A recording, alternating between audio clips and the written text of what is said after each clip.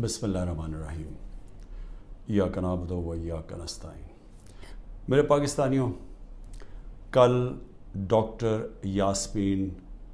جو corps commander کے اوپر حملہ ہوا تھا، جو گھر جلایا گیا تھا، اس کیس میں بری ہو گئی ہیں۔ عدالت نے ان کو بے قصور قرار دے دیا گیا ہے۔ اب ڈاکٹر یاسمین ہماری سینٹرل پنجاب کی پریزیڈنٹ ہیں۔ سینٹرل پنجاب کی پریزیڈنٹ جب بری ہو جاتی ہیں تو اس کا مطلب کہ یہ پارٹی پالیسی نہیں تھی، یہ جو جلائے گئے ہیں، وہ جو گھر جلایا گیا اور جدھر بھی 3-4 جگہ اور جو جگہیں جلائی گئی ہیں، یہ پارٹی پالیسی نہیں تھی، کیونکہ ڈاکٹر یاسمین تو پریزیڈنٹ ہوتے ہوئے انہوں نے پارٹی پالیسی بتانی تھی نا کیا ہے۔ تو جب وہ بری ہو گئی اور وہ ان کی ویڈیو چل رہی ہے، یوٹیوب پہ چلے جائیں، وہ بار بار کہہ رہی ہیں کہ آپ نے اندر نہیں جانا، لاؤڈ سپیکر پہ کہہ رہی ہیں اندر نہیں جانا۔ تو اس سے اب آگے سوالات اٹھ جاتے ہیں کہ کیا یہ جو لوگوں کو اندر ڈالا گیا، 10,000 سے زیادہ لوگ جیلوں میں ہیں، کیا یہ ایک پری پلان ایک منصوبہ بنا ہوا تھا کہ اس کی آڑ لے کے یہ جو کور کمانڈر کا گھر ہے اور یہ جو اور جگہوں پہ آگے لگی ہیں، ان کی آڑ لے کے ساری پارٹی کو بین کرنا تھا؟ ساری پارٹی کے اوپر جس طرح کا اس وقت ظلم و تشدد کیا جا رہا ہے، کیا یہ پہلے سے پلان تھا؟ اب تو یہ سامنے آ رہا ہے، یہ تو اب واضح ہو گیا ہے کہ کہیں بھی آپ جا کے مجھے یہ بتا دیں کہ میں نے کہا ہو کہ قانون سے باہر جانا ہے، پرامن احتجاج، دھرنا کرنا، لانگ مارچ کرنا، جب تک وہ پرامن رہے، یہ ہمارا حق ہے، یہ میرا آئین، میری کانسٹیٹیوشن مجھے یہ حق دیتی ہے اور یہ سب کو پاکستانیوں کو دیتی ہے۔ 3 لانگ مارچز ہمارے خلاف کی گئی، 3۔ بتائیں کتنی FIR کٹی، کتنے لوگوں کو کتنوں کے گھروں میں گھس کے ان کے دروازے توڑ کے اندر جا کے لوگوں کو جیلوں میں ڈالا گیا، کتنوں کی مار پٹائی کی گئی، کتنوں کے اوپر ٹیئر گیسنگ کی گئی۔ اور مجھے یہ بتائیں کہ اب جو ہمارے لوگوں کو اندر ڈالا ہوا ہے، کیا کوئی اس کے اوپر انڈیپینڈنٹ انکوائری ہوگی یا نہیں ہوگی؟ دیکھیں، یہ ہو ہی نہیں سکتا، یہ دنیا کا قانون نہیں ہے کہ آپ ہی جج کریں، آپ ہی فیصلہ کریں سزا اور آپ سزا دے دیں، جج، جیوری، ایکسیکیوشنر۔ یہ تو دنیا میں کہیں بھی نہیں ہوتا۔ ہمیشہ جب کوئی انسیڈنٹ ہوتا ہے انڈیپینڈنٹ انکوائری ہوتی ہے۔ اور میں بار بار، میں جب سے جیل سے نکلا ہوں، میں نے چیف جسٹس کے سامنے مذمت کی اور میں نے تب بھی کہا کہ یہ ہماری کبھی پالیسی نہیں رہی۔ جو پارٹی الیکشن چاہ رہی ہے وہ انتشار نہیں چاہتی، کیونکہ انتشار تو وہ چاہ رہے ہیں جو الیکشن سے بھاگ رہے ہیں، اور یہ جو بھاگ رہے تھے الیکشن سے، یہ ساروں کی مل کے سازش تھی۔ پھر کیا ضرورت تھی کہ اتنا بڑا ایک کمانڈو سٹائل حملہ ہوتا ہے، شیشے توڑتے ہیں، لوگوں کو ڈنڈے مارتے ہیں، جس طرح کے وہ بیچارے وہاں کام کرنے والے جو رجسٹری آفس میں تھے ان کو ماریں پڑتی ہیں، کمپیوٹر توڑ دیتے ہیں، شیشے توڑ دیتے ہیں، اور مجھے ایک دہشت گرد کی طرح پکڑ کے لے کے جاتے ہیں، جو اس کی ساری دنیا میں وہ چلی جاتی ہیں تصویریں۔ تو اس کا بعد تو رد عمل آنا تھا۔ تو اب میں یہ سوچ رہا ہوں کہ کیا یہ جان کے کیا گیا تھا؟ کیونکہ مجھے آرام سے بھی پکڑ سکتے تھے، مجھے پولیس بھی پکڑ سکتی تھی، میں ہائی کورٹ سے باہر نکلتا تب بھی پکڑ سکتے تھے، میرے ساتھ تو کوئی لوگ ہی نہیں تھے۔ تو کیا وہ سارا کچھ کرنا، وہ مار دھاڑ کرنا، کیا یہ منصوبے کا حصہ تھا؟ اور یقین کریں، جیسے ہی میں اندر گاڑی کے بیٹھا ہوں، جب انہوں پکڑ کے لے کے گئے، بڑی میرے سے تمیز سے باتیں ہوئی، کوئی میرے سے برا سلوک نہیں ہوا، وہاں سے لے کے نیب میں۔ تو کیا یہ دکھانے کے لیے سب کچھ تھا، جس کا رد عمل آیا اور وہ پہلے سے پلان کیا ہوا تھا، یہ جو سب کچھ ہوا ہے؟ میں پھر سے کہتا ہوں کہ اگر سچ پہ پہنچنا ہے تو وہ صرف ایک طرح کہ ایک انڈیپینڈنٹ انکوائری کی جائے۔ اور یہ جو ہوا ہے ڈاکٹر یاسمین کی جو بری کیا گیا، اور وہ ہونا ہی تھا، انہوں نے بری، کیونکہ ان کی تو ویڈیو چل رہی تھی، کہتے کہ اندر نہیں جانا آپ نے، اور روک رہی تھی لوگوں کو، تو اس سے تو بری ہونا تھا۔ لیکن یہ ہماری پریزیڈنٹ تھی سینٹرل پنجاب کی، سارا سینٹرل پنجاب ان کے نیچے تھا، تو جو بھی انہوں نے بولنا تھا وہ ہماری پالیسی تھی۔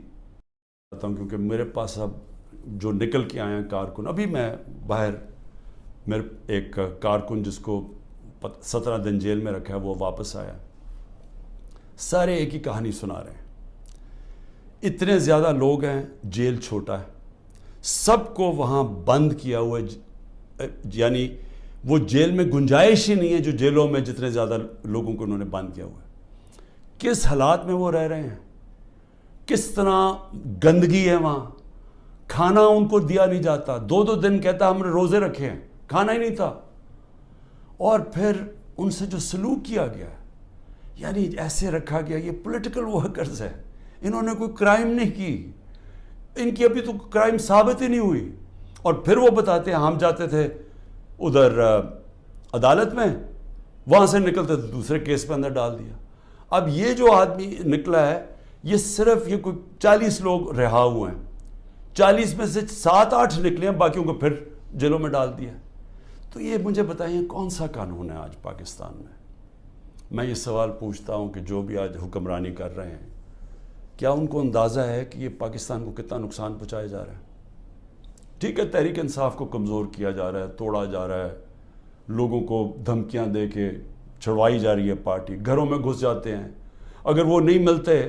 تو ان کے جاننے والے یعنی خاندان کے لوگوں کو پکڑ کے لے جاتے ہیں،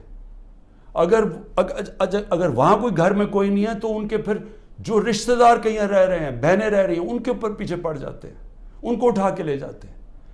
پھر بزنسز تباہ کر رہے ہیں، جو حماد اظہر کی فیکٹری بند کر دی ہے، اور بھی میں سب کا بتاؤں کہ جن کے ہمارے جن کے کاروبار تھے، کاروبار بند کر دیے، عاطف خان کا کاروبار 100 سے زیادہ لوگ وہاں کام کرتے تھے، وہ بند کر دیا، وہ ایکسپورٹ کرتے تھے چیزیں، وہ رہ گئی بیچ میں۔ تو یہ جو کیا جا رہا ہے، میں پھر سے یہ سوال پوچھتا ہوں کہ ہم جا کدھر رہے ہیں، یعنی اس سے اچیو کیا ہوگا؟ تحریک انصاف کمزور ہو گئی، تحریک انصاف اتنی کمزور ہوگی کہ وہ الیکشن لڑنے کے قابل نہیں ہوگی،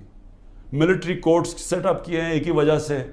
کہ میرے کوئی بھی کیس کے اندر مجھے سزا نہیں ہو سکتی، سارے میں نے وکیلوں کے ساتھ سارے بوگس کیسز ہیں، تو آخر میں ملٹری کورٹ میں سزا دیں گے، یہ کھولے اس لیے کہ عمران خان کو سزا دی، چلیں جی میں جیل میں چلا گیا، اب آگے چلیں گے، اس کے بعد کیا ہوگا؟ اس کے بعد پوچھنے کی بات یہ کہ کیا پاکستان جو تیزی سے اس دلدل میں پھنستا جا رہا ہے اس میں نکل جائے گا؟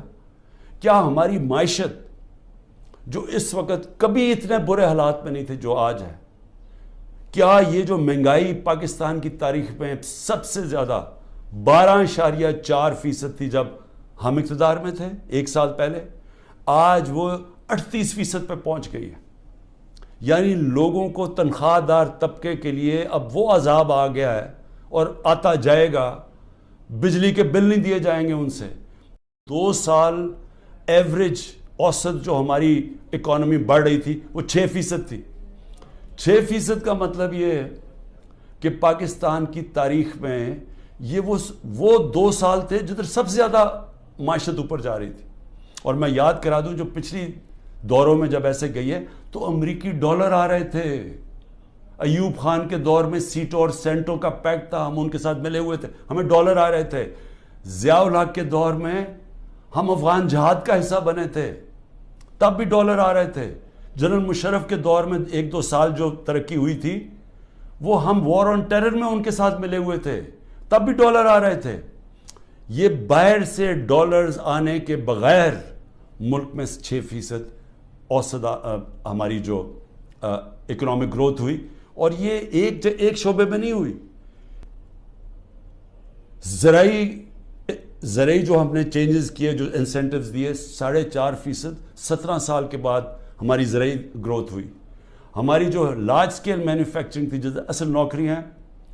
وہ 17 سال کے بعد وہ اتنی تیزی سے بڑھ رہی تھی 10.4% پہ۔ تو جو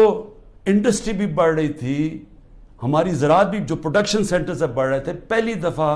زور لگایا تھا ہم نے آئی ٹی کے اوپر، ٹیکنالوجی کے اوپر، جو 75% اس کی ایکسپورٹس بڑھ گئی تھیں، اور آگے انہوں نے اور آگے جا رہا تھا۔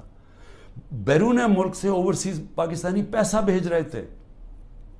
روشن ڈیجیٹل اکاؤنٹ میں $5 ارب آ چکا تھا، اور 1.5 سال کے اندر، اور تیزی سے بڑھ رہا تھا، یعنی بیرون ملک پاکستانیوں کا پیسہ آنا شروع ہو گیا تھا. بڑے پروجیکٹس تھے ہمارے، جس طرح وہ راوی سٹی، اس طرح کے بڑے پروجیکٹس میں اوورسیز پاکستانی کا ہم نے پیسہ لے کے آنا تھا، کیونکہ ابھی تو صرف گھروں میں گھر لیتے ہیں نا، وہ زیادہ سے زیادہ ریل اسٹیٹ میں. لیکن اصل جو پیسہ جب آپ پورا شہر بنا رہے ہیں، اس میں اصل پیسہ آنا تھا، ڈالرز آنے تھے پاکستان میں. اور جو اگر یہ سندھ حکومت نہ ہمارا وہ پروجیکٹ بنڈل آئلینڈ کا ختم کرتی، بڑے بڑے اربوں ڈالر کی وہاں انویسٹرز تیار تھے آنے کے لیے، تو پاکستان میں ڈالرز بھی آ رہے تھے. اتنے زیادہ، جو آپ بڑے بڑے بزنس مین سے پوچھیں کبھی اتنے ان کے نفع ہوئے ہیں، بزنسز بڑھ رہی تھی. تو ملک جب ترقی کر رہا تھا، اس کو جب اب یہاں پہنچایا ہے اور ان لوگوں نے آ کے آج تباہی کے کنارے پہ کھڑا کر دیا ہے، نہ باہر سے انویسٹمنٹ آ رہی ہے، نہ کوئی پیسہ آ رہا ہے، نہ باہر سے کسی کو اعتماد ہے، نہ اندر سے، تو کیا انہوں نے ان کو اب آگے لے جا کے ملک ٹھیک کرنا ہے؟ سہم گئی ہے، ان کو ڈرایا دھمکایا جا رہا ہے، ججز کو ٹیلی فونز کال جا رہی ہیں، ان کے اوپر ٹیپیں دکھائی جا رہی ہیں بلیک میل کے لیے، یا آپ کے ٹیپیں ہیں یا آپ کے اوپر یہ کوئی کیسز بنائے ہوئے ہیں، وہ گھبرائے سہمے ہوئے ہیں. جو ججز کا ہم نے حالات دیکھے ہیں، وہ اس مشکل حالات میں بھی پوری کوشش کر رہے ہیں کہ قانون کے ساتھ چلیں، لیکن ان کے اوپر وہ پریشر ڈالا جا رہا ہے کہ وہ کام کریں جو کہ سارا وقت ہماری عدلیہ کرتی ہے، طاقتور کے ساتھ چلے جائیں. اور پھر میڈیا کو جس طرح انہوں نے میڈیا کا منہ بند کیا ہے اور جس طرح کی دھمکی دی گئی ہے، اور میں آج یہ پوچھنا چاہتا ہوں، وہ بڑے بڑے لوگ جو ہمارے دور پہ کہتے تھے کہ جی میڈیا کی آزادی کے اوپر ہم کوشش کر رہے ہیں وہ آزادی واپس لینے کے لیے، میں آج ان سے پوچھتا ہوں کہ آج وہ کدھر چلے گئے ہیں؟ آج کیوں نہیں آپ بول رہے؟ آج تو آپ کے اوپر وہ میڈیا کے اوپر کیا، یہ مارشل لاز کے اندر بھی نہیں ایسا تھا. مشرف کے مارشل لا میں بالکل اس طرح کی پابندیاں نہیں لگی تھی. آپ دیکھ لیں مشرف کا مارشل لا، یعنی میں اپوزیشن میں تھا، ہمیں پوری موقع ملتا تھا بولنے کا.